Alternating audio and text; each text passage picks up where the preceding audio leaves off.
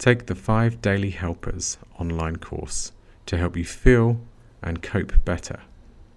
Protecting yourself against the stresses and strains of daily life can be a challenge. Open Forwards helps you live life to the full by giving you the knowledge, the skills, and the support to make yourself calmer, healthier, and more confident. Find out how to sign up by moving on up to www.openforwards.com. Open Forwards helps you discover effective self-help, get some solid guidance that has a scientific basis, and save time by getting straightforward rundowns on the stuff that works. This is Self-Help SatNav.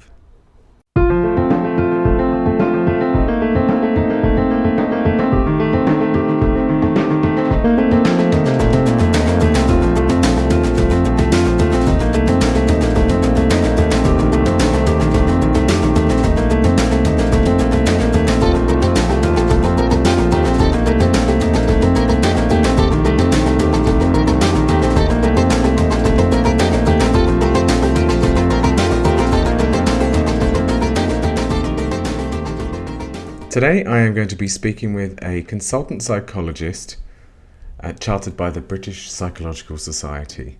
He is one of the co-founders and the clinical director of City Psychology Group, which is based in the City of London around Liverpool Street and Canary Wharf, and they also provide psychological services at Harley Street. He is author of several self-help books, namely Fear and Self-Loathing in the City, A Guide to Keeping Sane in the Square Mile, the Little ACT Workbook, a step-by-step guide to gaining control of your life, Mindfulness for Busy People, turning frantic and frazzled into calm and composed, Working with Mindfulness, keeping calm and focused to get the job done, and most recently, the Little ACT Workbook. This is with Dr. Michael Sinclair. Hello, Michael. Hello, Jim. Hi there. Thanks for having me along to talk to you. I wonder if we can get straight into something here, which is about an example or a compelling example of how you've seen self-help or ACT help somebody's life before. Sure, Jim. Okay. There's probably a number of examples I could probably share with you, maybe from my personal life or even the clients I've worked with. If I choose a client, let me tell you about a gentleman that I was working with a few years ago.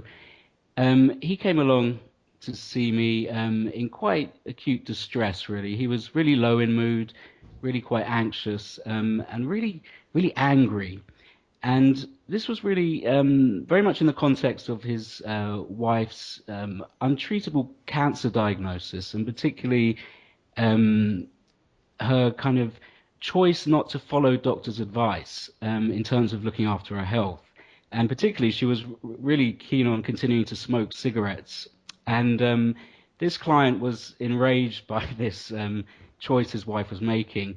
He was petrified of losing her, and was really angry that she wasn't, thinking of him particularly and how he was going to be left alone once she passed away, and so forth. So he was really angry and also anxious about her impending kind of demise, really. He had presented with suicidal thoughts, thinking that he was definitely going to kill himself as soon as his wife ended her life ended, excuse me, and was really caught up in a real blame story in his mind. So his mind was giving him all sorts of thoughts, such as, if only my wife would change her behavior, then I wouldn't have to feel like this, and we can enjoy our life again, or the precious time that we have left together. And really caught up in a lot of blame towards her. He found it really difficult to spend any time with her, and the very sort of minimal time they did spend together, they were arguing all the time. The more he thought these thoughts in his mind, the more angry he became, the more he would nag his wife, the more he would check up on her behavior and so forth. So it was really difficult for the couple to be together. As we were talking, it was very clear that this gentleman had some really important aspects of this relationship, parts of the relationship that were really important to him, that he was clearly, really scared to be losing. Particularly, he identified how, being intimate with his wife and close with her and supporting her and generally just sharing fun times together was what really mattered to him about this relationship, and what he was really going to miss once she'd gone. And it was quite clear to him that he soon realized that the more he kind of just engaged with these kind of thoughts that entered his mind on a kind of autopilot fashion, sort of thinking that she was to blame, the more angry he would become, and the more kind of inconsistent his behavior towards his wife would be in relation to what he really cared about. So the more he thought these thoughts, the more angry he would become, and the more he would have a go at his wife, basically. So he started to think about the ways that he would like to be as a partner in the precious time that they had left together, being more supportive, more caring, more loving, and started to set some really, tangible goals, if you like, things that he could do in order to move closer to these really important qualities that he wanted to demonstrate, and move closer to the kind of relationship he really wanted to have.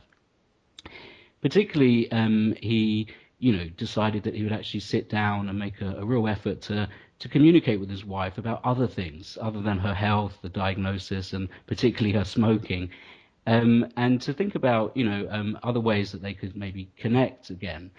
They used to really enjoy spending time together in their local cafe, where they'd sit and watch the world go by. They used to enjoy the local pub quiz, these sorts of things, and also the seaside. So he hired some help to and a wheelchair to take her out to the seaside, and these sorts of things, and really, in a kind of purposeful way, started to act out on these sort of ways of being and doing these activities with his wife.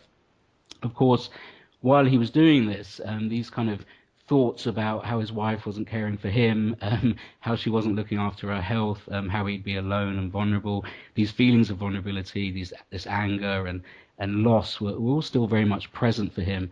But instead of struggling with these thoughts and feelings, instead of trying to remove control or get rid of them in some way by changing his wife's behavior, he allowed them to sort of be there, and he applied some of the techniques that we talk about in our book, particularly in the loosen up chapter, to these sorts of experiences. So he was able to gain some distance from some of the thoughts in his mind, allowing them to come and go, increase his sort of sense of willingness to have these painful feelings, all in the service of being able to sort of live by what he truly wanted to do, and what mattered to him the most. It's a really touching story that stayed with me for these years. He and his wife were able to enjoy some really special quality time together in the precious time that they had left together. And unfortunately, his wife did pass, and he didn't end his life, which is great news to know. And continues to apply these sorts of skills to his life. These ACT skills of sort of loosening up around painful thoughts and feelings, as he continues to adjust to a life without his wife. He still finds meaning in his life, and he actually now volunteers his time to a charity, and works in a hospice with families who are also affected by cancer diagnoses. So it's a really touching story, and really speaks to some of the powerfulness, of these techniques that we're talking about in this book. I'm not surprised you remember that story. It's quite moving to listen to. Yes, it stayed with me, and it's certainly moving. Absolutely. A couple of things struck me, at Yes. least listening to you, Michael. One was, I guess the first thing is what an opportunity for both of you to come together and at this time in his life when Mm, that's happening for him. yes. And that just so how powerful those thoughts and feelings must have been for him at that time. How frightening everything must have felt alongside Mm, the anger that you said he came to you about. mm, It was interesting to hear you use that phrase "loosen up," yes. which I know is in your you use as one of the chapter Mm, titles. And it kind of made me think about having to come to terms with what was happening and acceptance, and letting a lot of those thoughts and feelings be, so that he could make most of the time that they had together. absolutely. I mean, the intensity of emotion that this gentleman was experiencing was quite severe, and of course, our usual kind of habitual response as a human being is to try and get rid of these feelings. It's quite natural, quite understandable. And this gentleman was trying his absolute best to do that, and of course, was turning to his wife to help him with that in essence. But of course, the more he was doing that, the more he was recognizing eventually, noticing that actually this wasn't really getting him to where he wanted to get to, was just exacerbating some of these experiences for him, of course. And certainly his attempts to get rid of them were moving him away from what he really cared about. Um, Absolutely. I mean, he was sort of struggling to such an extent that it became quite liberating to hear that there was an alternative approach to these experiences, one where he could actually just loosen up around them. And in doing so, which is a very brave thing to do, of course, because it was about letting some of this experience be there. But he soon realized that actually, the more he did that, the less of it he came to experience. In fact, it wasn't that they all went away, these feelings. They were very still much there, and are today for him, as he's told me. But the thing is that life got bigger around these experiences. It wasn't just all about the eradication of these feelings, these painful feelings and troublesome thoughts. It was actually that they could be there, and actually while they were there, there was a lot more to life, a lot more to his relationship that he could actually get in contact with and enjoy. It's interesting. His Mm. life got bigger around the problem. Yeah, exactly. Yes, he was sort of using tools, if you like, that just weren't working too well for him, and ended up with his experience of his relationship sort of shrinking and narrowing. It all became about getting rid of his pain and changing his wife's behavior. But soon there was much more that he was able to experience in life. I remember the metaphor we used at the time. It was a bit like him trying to tighten a screw by using a hammer. Of course, yeah, all well and good. You're using a tool, but it may not be the right tool in this context at this time. Maybe trying to get rid of these feelings isn't the answer right now. Maybe it's about applying a different tool, one way you can sort of respond to these experiences in a more kind of flexible or looser fashion. Yeah. Yeah. And is there anything you remember about the feedback he gave you about what it was like once he started to apply this different way of dealing with things? Absolutely. I mean, I remember him using the term liberating. Mm. He was questioning his own sanity to some extent as well, because he'd been trying so hard to fix the problem as he saw it, and he wasn't succeeding, of course. So he started to describe how he felt sane again, how he felt liberated, how he got back in contact again with his what mattered to him in his relationship, of course, a greater sense of vitality in life. He was talking about how he started to, take more enjoyment and meaning from his life.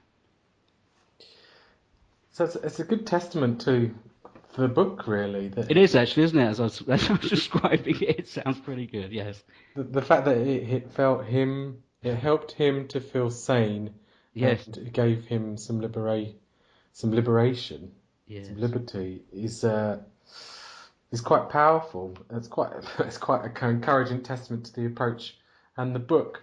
I've Well, I got was the going to book. say certainly the book, but certainly the approach in the book. I think we can owe a lot of it to ACT, of course. Mm. It's a very powerful approach. Yeah. I've got the book here in front of me, Oh, great. Michael, and Yeah. it's first thing that grabs you about it is its shape and size. Mm. So it's a squarish book almost. I don't know if it's entirely square. It's a bit of an optical illusion. I haven't got out the ruler for it, but it feels very nice in your hands. Yes. Is my first observation with it. Yes. How did this book come about for you? Thanks, Jim. Yes, no, I think that was our main aim, really, to make it as kind of attractive and pick upable, if you like, a nice word from the publisher, as we could.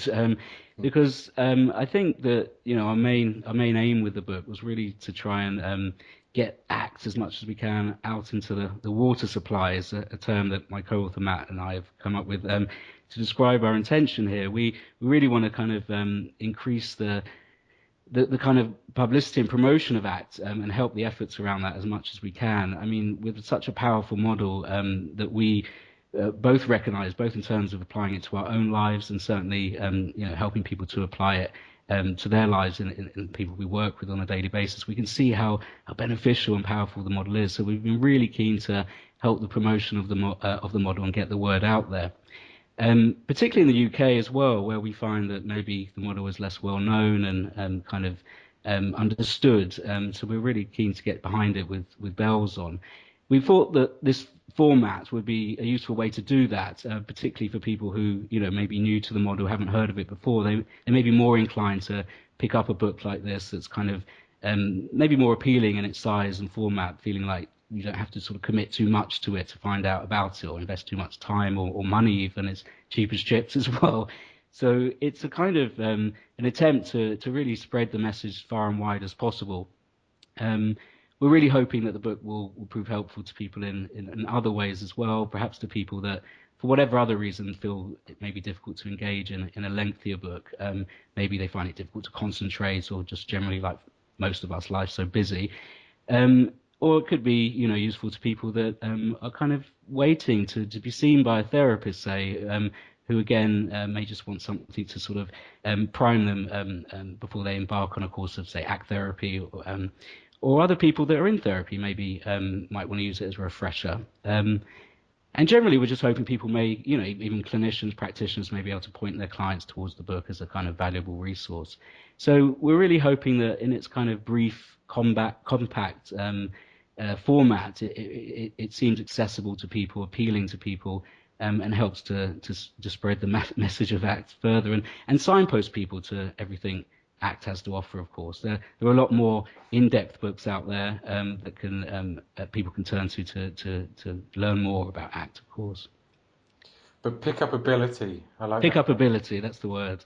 That's your aim with this particular book. Yeah. Absolutely, the unique selling points. Yes. I can start to notice more aspects of that now you said that Ah. and pointed that out to me. Yes, yes. We wanted to get straight to the content, of course, the important aspects of the model. We chose some interesting words to use as titles, particularly for the main skills in the book, the skills of wake up, loosen up, and step up. Matt and I had some long discussions about the appropriateness of some of these words, and they may be quite provocative at times or striking, but we went for them because we wanted to just sort of get to the point, if that makes sense. And along with that, and draw the reader in quickly. And of course, along with that, we also think that they do encapsulate the essence of some of the fundamental messages here in ACT. Yes. As a fellow Englishman, Michael, Yeah. they seem fitting for the UK market as well. Oh, good. Oh, that's good. We hadn't considered that, so that's brilliant. Okay. Yes. And I was Hopefully I that was works. thinking more broadly as well, like who Yes. who are you targeting with this book? Who are you hoping it would be helpful to? Well, really, we start the book talking about sort of mental health difficulties and so forth, but we're hoping that the book may appeal to all sorts of people. And certainly, we know in our work and witnessing in colleagues and friends and so forth, and people we know, that the model ACT is really applicable to a large variety of people. It's not just for people who are kind of suffering mental health difficulties. This can be applied to our lives in everyone's life, really. Wherever there's a human, I suppose ACT is applicable, and in many different contexts. I mean, the research tells us as well that it's not just an effective psychological approach to help with mental health difficulties, but also with promoting our well-being and increasing our performance and functioning in all areas of life, be that kind of work, for instance, where it's about moving towards a life that we really care about and the sort of life we prefer to be having. It offers us a set of life skills, if you like, skills that any one of us can apply to our life. ACT is really interested in and helps us understand what it is to make us human, the kind of human processes and principles that are within us all, really. And with that understanding, we can make sense of our suffering. We can make sense of when we're just stuck in life, whether that's at work or in our relationships with family, with loved ones. So hopefully the book will be helpful to a number of people, not just those who may be suffering with a mental health difficulty. Right. Yeah. Yeah. Are there any tips, or is there a top tip that you have that you could suggest to somebody about how they might get the most out of using the book? Sure, Jim. Yeah. I think that with a book like this, it's really tempting just to sort of read it from cover to cover in one short sitting, really, and that's a great place to start. And we'd say that that was a really good place to start. But we would also encourage the reader to revisit the book, and particularly to try out the numerous sort of exercises within the book that we invite readers to participate in. ACT is not just a model that requires us to sort of engage our heads and intellectualize and think through our problems. As readers will understand if they don't know already, that our thought and language is often, all too often, the problem rather than the solution. So ACT instead is much more a very experiential approach. So we really encourage readers to revisit the book and really try out the practices in the book as regularly as possible. We use a metaphor in the book of like it's like learning to ride a bicycle, much the same as learning to ride a bike. If you were just to read about how to steer or balance or push down on the pedals, you may not really get very good at riding a bike. Instead, we need to sort of get on the bike and actually learn through experience. And maybe probably also fall off a few times along the way. So a similar approach is called for, I think, in getting the most out of this book. It's really important that if you want to benefit from the book and act, is that you actually do act, do the exercises in the book, and hopefully that will reap rewards. And there are a range of exercises in here. I love the way Mm, that you use a mixture of experiential exercises and the practical ones where you're getting people to notice just kind of what works in the short term and what happens in the long term. And mm, mm. in the use of metaphor there you come back to several times seems to just kind of explain the points that you're trying to make very well. Oh, good. I'm really pleased this is all coming across in the book. Excellent. Thanks, Jim. Yeah, we, chose a few, we selected a few, well-known kind of metaphors that were out there, and some of our own are in there as well, of course. But yeah, we use this kind of recurring metaphor throughout the book to sort of tighten it up again and sort of add to that sense of tightness and compactness in the book, rather than going off with many other metaphors. So we've got this kind of metaphor of the two paths that hopefully ties the book together nicely. So yeah, there's a lot in there, but again, it speaks to the experiential component of ACT and the importance of that. Hopefully, yeah. Learning by doing and learning through experience. Yeah, absolutely that. Yes, And and I then, think go on. Sorry. Yes. well, I was just going to turn to you, Mm. Mike, and Yes. sort of ask you about your own experience. And Yeah. I wanted to know whether there's something helpful, maybe something that you do quite regularly or every day that you think makes a big difference to your life and what and how you want that to be. Sure. Well, for me, it's all about ACT. I'm pretty bought into the model, so I would say that I kind of apply these tools to my life, and I think that most of us ACT practitioners do. We sort of are drawn to the model because it resonates so much, and we see the value in it. So particularly, I'm one for mindfulness, so I will cultivate as much present moment awareness as I can throughout my day. You'll probably see me if you're a fly on the wall, of course, at home. You'd see me sort of spending some time sort of practicing mindfulness each morning as part of a morning routine, actually. But it's not just in a kind of sitting cross-legged in a lotus position that I'll do that. I tend to do it throughout the day, grab moments here and there, incorporating it into daily routine. It might be that I eat my sandwich at lunch in a mindful way. And that doesn't mean I sit there sort of meditating on a sandwich for an hour, but it would be about sort of having a first bite mindfully. So I might sort of notice the kind of compulsion to take a bite before I do, and then sort of notice the impulses to chew as before I take chomp down on the sandwich. So it's just moments here and there, as much as I can, just to cultivate this present moment awareness, as we speak about in the book, so we can remain awake, to wake up to the kind of psychological traps and kind of stories that my mind gives me throughout the day, so I can remain aware of those and not fall into those sort of traps. Um, I suppose values is a really important aspect, of course, as well within the book, and something that I sort of make a purposeful effort to check in with each day, my own values, thinking about how align my my behavior has been with those throughout the day. Thinking, at the end of the day, sort of when I was in that situation or in this context, did I really behave in the way that I really wanted to? Was that really, how I wanted to be? And just keeping that kind of quiet reflection alive. And I suppose for me, often my values, as they are for many of us, is about stepping out of our comfort zone, my comfort zone. So I do try and step out my comfort zone at least once a day, actually. And this doesn't have to be sort of grand gestures or big kind of acts. Certainly, if I'm doing a workshop or a talk or something, then that's often fills me with dread, and I do, put that down to me living by my values, particularly in terms of sort of sharing information and inspiring others, teaching, and sort of spreading some of these messages around. But I suppose it can be small things as well. I mean, even today, this morning, sort of rushing into work at 100 miles an hour, I was in a rush, and my mind was telling me how important it is that I need to get there now, and I haven't got time for anything else.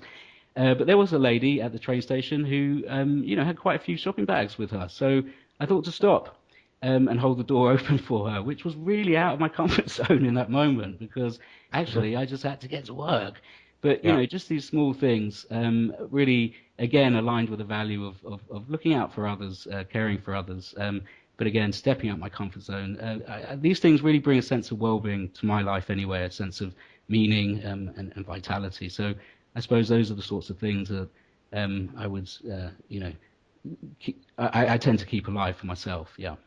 Thanks, Michael. That's really lovely to hear. Thanks for telling us a bit about you there as well. You're welcome. Yeah.